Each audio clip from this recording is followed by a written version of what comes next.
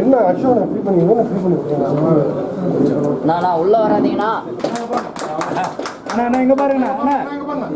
அண்ணா இங்க பாருங்க. இருந்தா இங்க ஃபோன் பண்ணா எல்லாத்தையும் பின்னாடி கட்சியார் கொஞ்சம் அமைதியா இருக்க சொல்லுங்க.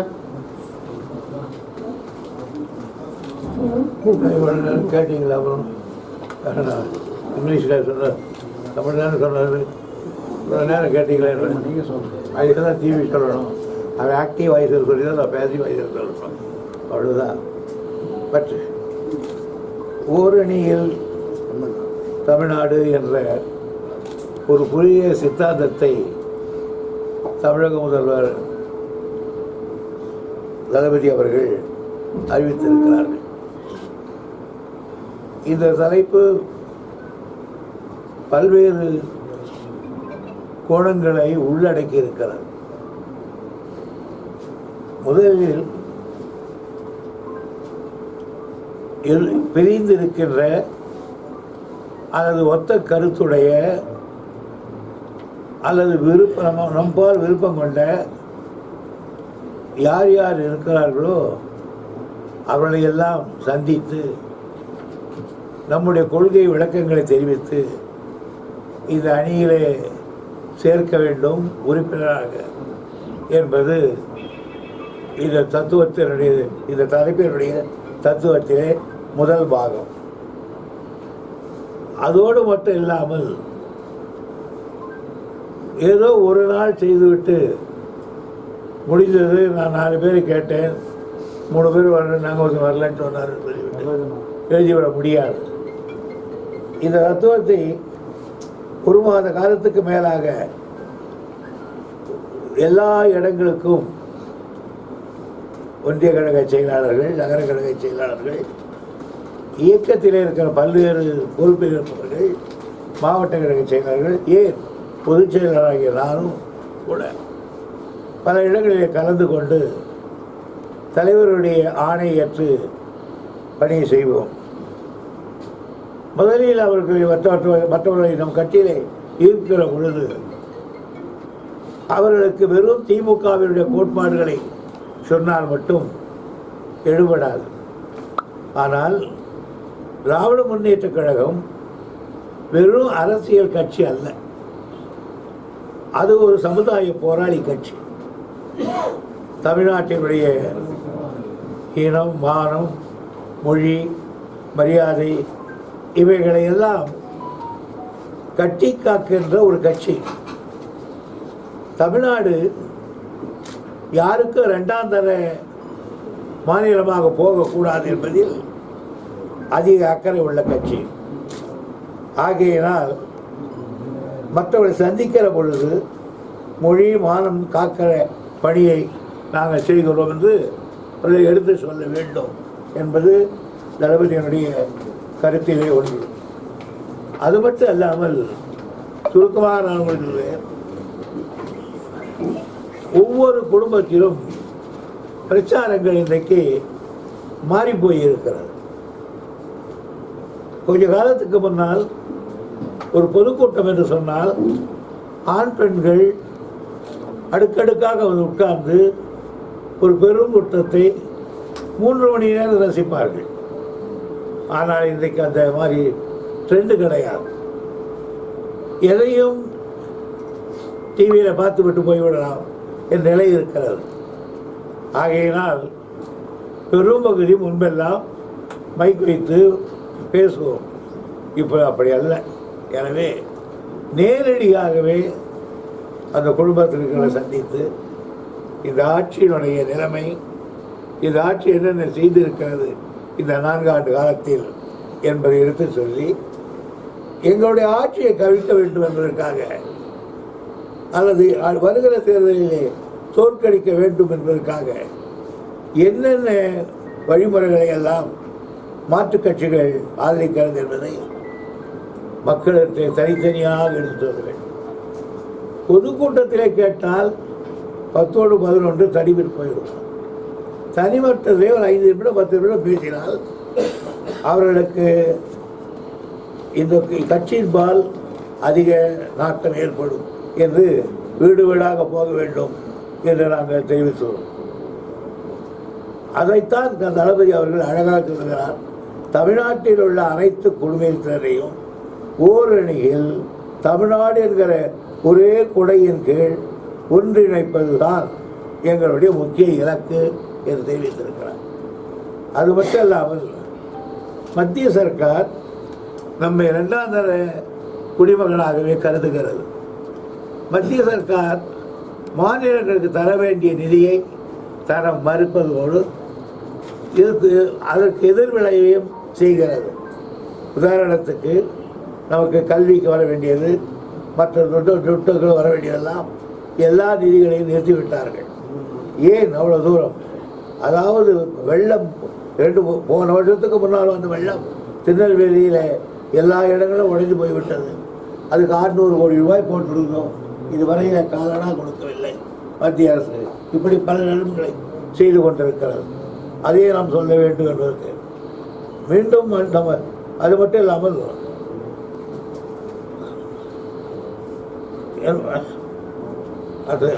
ஆகையினால் மத்திய சர்க்காருக்கு கொடுக்காததை அவர்கள். எனவே இந்த தலைப்பில் இது 3வது பிரிவு.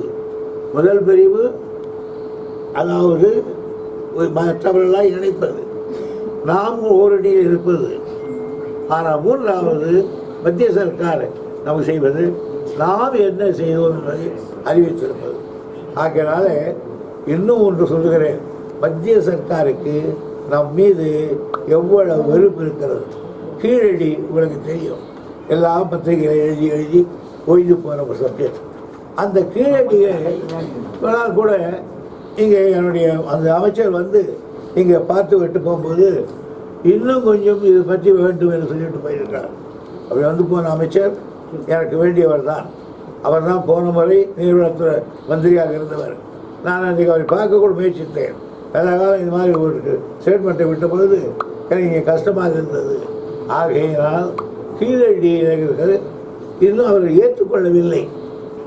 இன்னும் சொல்ல போனால் முகஞ்சிதாராவை அவர் ஏற்றுக்கொள்ளவில்லை. இன்றைக்கு அல்ல, இன்றைக்கு 1000 ஆண்டுகளுக்கு முன்னாலே போட்டு கட்டப்பட்ட 600 ஆண்டுகளுக்கு முன்னால் கட்டப்பட்டிருக்கிற கண்டுபிடிக்கப்பட்ட அந்த மோசதார கீழடியை சம்பந்தம் இல்லை என்கிறார்கள். 3வதாக கொஞ்சம் என்ன செய்கிறார்கள், ஒரு புதிய வரலாற்றை படைப்பதற்கு ஒரு குழு போட்டிருக்கிறார்கள். தமிழ்நாட்டு இந்தியாவின் வரலாற்றை திருத்தி அமைப்பதற்கு ஒரு குழு போட்டிருக்கிறார்கள். 19 பேர் அந்த குழுவில் இருக்கிறார்கள். 19இல் 18 பேர் போட்டுவிட்டார்கள். 18 பேரும் பிராமணர்களே போட்டார்கள். இன்னும் ஒருவர் போட வேண்டும். அதுக்கு ஆள் கிடைக்கவில்லை, சரியான ஆள். அமெரிக்காவில் கனடாவில் தமிழ்நாட்டு பிராமண சங்கத்தினுடைய ஒரு பிரான்ச் வச்சிருக்கிறார். அதில் இருக்கிறதை கொண்டு வந்து 19ஆக போட்டிருக்காங்க. அது போட்ட பிறகுதான் சிந்தனை நாகரிகத்தில் எங்களுடைய சரஸ்வதி நதியும் ஓடி இருக்கிறது என்ற புதிய தத்துவத்தை சொல்லியிருக்கிறார். ஆகையினால் இந்து பிரச்சனையினோடு கலாச்சாரத்தையும் இருக்கிறார்கள். 3வதாக எங்களுடைய ஊனோடு உயிரோடு இரத்தத்தோடு எங்கள் வாழ்வோடு எங்கள் நினைவோடு கலந்து நிற்பது இந்திய எதிர்ப்பு. அந்த இந்திய எதிர்ப்பை ஆனால் நாங்கள் எதிர்க்க அவர் திணித்து கொண்டிருக்கிறார்கள். ஆனால் நாங்கள் அடிக்க ஆதி காலத்தில் தான் சொல்லுவார் நாவலர், அடிக்க பொன் சிமக்கம் என்பார். அப்படி நாங்கள் பணியாற்ற இன்றைக்கு மகாராஷ்டிராவில் கூட போடப்பட்ட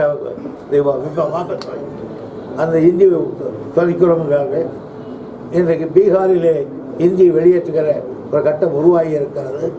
ஆக இப்படி இந்த திட்டங்களை எல்லாம் செய்து கோலாகாரமாக்கி ஒரு இந்திய சாம்ராஜ்யத்தை அல்லது ஒரு வேறு விதமான கலாச்சாரம் கொண்ட ஒரு சமுதாயத்தை மத்திய சர்க்கார் உருவாக்க வருகிறது.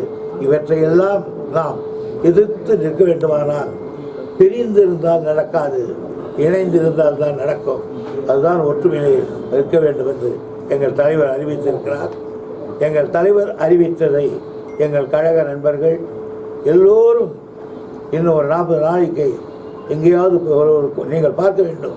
எங்கேயாவது ஒரு தொகுதியில் அவர்கள் இதை பற்றியெல்லாம் எடுத்து சொல்லி செய்து கொடுத்த பணியை செய்வார்கள் என்பது எனக்கும் தெரியும் என்று கூறி நான் மறுபடி சார், தமிழகத்தை காப்போன்ற பேர்ல வந்து கொஞ்சம் பின்னாடி வாங்க. சாலை இயக்கத்தை தொடங்கியிருக்காரு.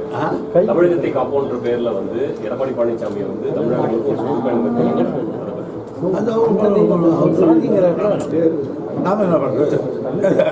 அவர் ஒரு கட்சி அவர் ஒரு கொள்கை சொல்றாரு, அது நாம என்ன பண்றது? தமிழகத்தை சட்டம் ஒழுங்கு சரியில்லை, இதெல்லாத்தையும் நாங்கள் மீட்டெடுக்க போறோம் அப்படின்னு சொல்லி சார், எதிர்கட்சியாக இருக்கிறவன் ஆளுங்கட்சி பார்த்து எல்லாம் நல்லா இருக்கு பிரமாதமாக இருக்குன்னு சொல்லுவான். நல்லா இருந்தால் கூட நல்லா இருந்தால் சொல்லுவோம்.